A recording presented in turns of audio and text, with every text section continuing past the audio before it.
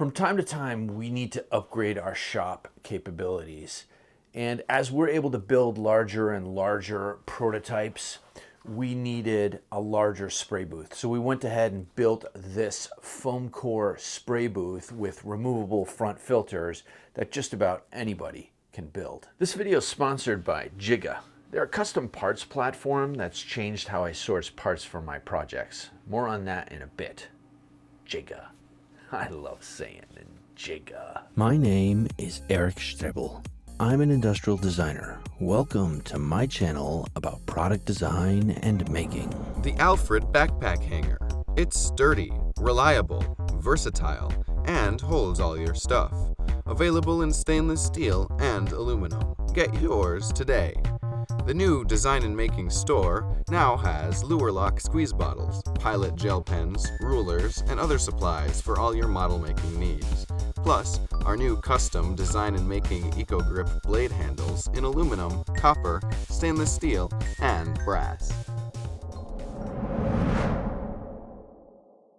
So this is the existing original spray booth. This is the size, and obviously we're building something way bigger. This has worked out really well. So one of the things that we got to do is the new one is going to get lined because we get all this paint buildup here in the back.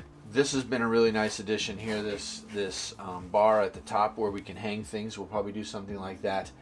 But one of the biggest flaws that this has is the filter. And the filter is removed from the side, which originally seemed like a great idea. The problem is that I didn't really calculate taking the filter out, so I can't remove the filter without taking the whole spray booth apart, or moving it, I should say, and taking the filter out the side. So this has been a great spray booth. We'll add the lights. This is also really key to see what it is you're painting. And then the motor, will reuse this from the top. So this thing will live here, but it'll just be almost twice as wide. And the filters will come out from the front to make life so much easier for this. With any good design project, you're going to start out with some sort of a plan. In this case, I built this in CAD in Fusion 360. Feel free to go back and screenshot all the dimensions if you want to build a spray booth like this. To build this, we're going to build it out of this 1/2-inch foam core. It's readily available at most art stores. It's durable and easy to cut. I live here in Michigan and it's cold, and this project was done at the end of the winter, and we didn't want to do a lot of table saw work, and the foam core was ideal for us to be able to cut most of everything in the shop with a little bit of table saw work. This is the top piece where the exhaust fan goes. We cut it rough by hand and then used the spindle sander to finish it. You could do it by hand with X20. We're scarfing out the bottom where the side panels go and meet the top and the bottom pieces to give us a nice clean finish and cover any exposed foam.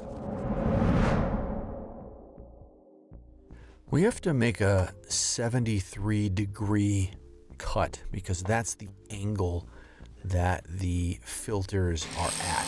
We need to make a jig to do something special a little bit later, so cut that on the table saw. I know it's said it's winter and it is really cold here, but this was a warm day, and so here I am with my short sleeve shirt outside on the table saw, but I guarantee you it's winter and normally cold.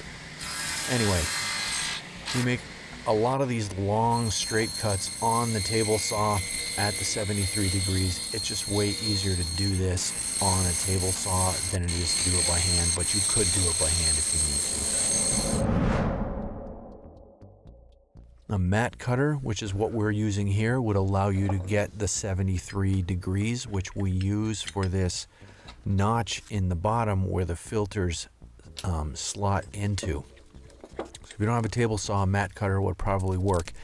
We're removing the foam out of here, and then we're going to use that jig that we made on the table saw before with a piece of sandpaper on it to get us a really nice smooth surface for that slot where the filters are going to drop into, and we run that against a straight edge to get us a nice smooth surface. just easier than doing it on the table saw.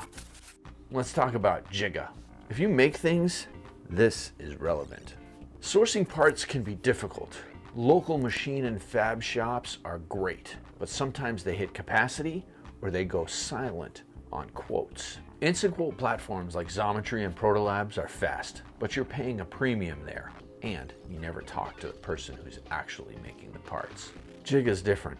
You upload your files, get quotes from multiple vetted manufacturers, you talk to them directly, no middleman, no black boxes. I used Jigga for this aluminum mounting plate. I got quotes within a day, parts showed up on time, and the quality was great. NASA and Siemens use them too, so the bar is there. For your next project, check out Jigga. Link in the description. We've got all our pieces cut, basically the top, the bottom, and the sides, and we're going to put them together. And now you can see those cuts that we made so we can cover up the exposed foam on the top and the bottom pieces. We use some white glue and tape to put everything together while Ace supervises what we're doing here in the shop. We'll make it all square. Now, I am going to add one piece of wood in the middle. We're going to epoxy that in, and that's just for some strength because ultimately the exhaust fan sits on top of that, and we want to make sure that doesn't sag over time. And here we're building out the frame for the filters. Let's go back and scavenge the original spray booth, and we'll remove this from its home, take it out and remove the filter. And here we're going to reuse this exhaust fan. I'll leave a link to this stuff that we're using in the description below so you can get the same stuff if you want to build an exhaust fan here. We'll remove the LED lights, and it's a very simple 12-volt system, and I'm going to 3D print a adapter ring for the fan to go into the hole at the top of the spray booth because I didn't calculate that hole correct. So we need an adapter ring. Drop that in there, and we'll use a little white glue just to seal it. We will extend the LED strips, use as much of the old stuff as we can, and just solder some new ones on there to lengthen it for this application. All the foam core cutting in this video is done with our new Eco Grip blade handles, and there'll be a link in the video here and in the description to where you can get those Eco Blade stainless steel, aluminum, and copper blade handles.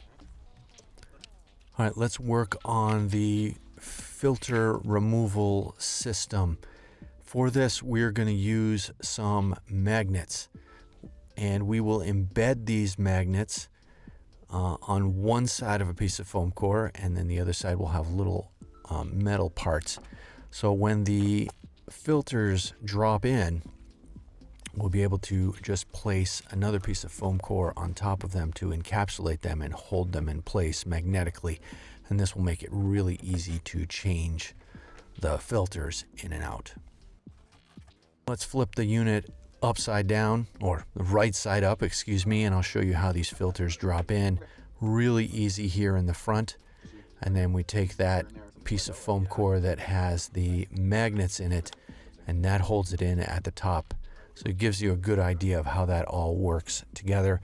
And then we'll flip it back over, and we will mount up the LED strips here. They have a sticky back behind them, and then the sides that we reused, we'll throw some spray mount down on that to re-stick them to the spray booth here so we can have some light and see what we're doing. For a 40-inch wide spray booth, one sheet of this 1/2-inch gator foam was not enough, and we needed to buy one more sheet to make the back part. And here Wyatt's cutting this out using a straight edge, make sure he gets things nice and square. Again, we're going to rabbet that edges all the way around, and that will allow us to inset the part, cover the exposed foam on the back from everywhere, so we get a nice clean finish. We'll hot glue those in, and that will give us the nice structural support that we need. We'll add in the top bar, like I said before, with a 3D printed bracket, and then lights. Last but not least, super important here is to line your spray booth, because over time, years and years, the spray buildup will build up, especially on the floor and on the sides. And so you want to have some paper here. So in the future, when this stuff gets to be ½ inch, quarter inch thick, you can literally just come back, remove the paper and put new paper on and have a nice flat surface to paint on in your brand new homemade spray booth.